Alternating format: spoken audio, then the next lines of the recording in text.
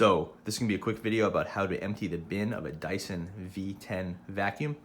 This isn't necessarily an obvious process, even though it should be, and some of the designs were changed from the previous models, so you may not know how to do it.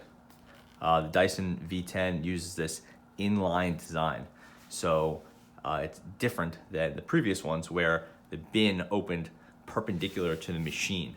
Here, everything is inline, so the garbage will go straight out into your garbage bin. This is the business piece, and it's the only thing you have to know about. It is red, so it's an action item.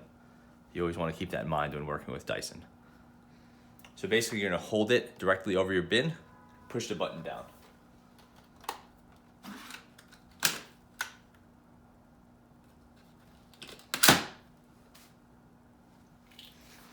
Fairly simple. It's basically one press of this, and then you continuously push this till the bin opens.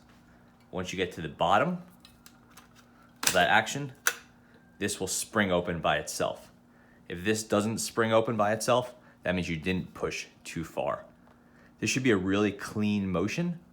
Don't try to force it. You don't have to open this manually. Just a simple, clean movement. Then to close it, you just push this down, push it back. This will click back in place, and there'll be nice clicks with each part of the motion. That's how you know it worked properly. And one more time, just push.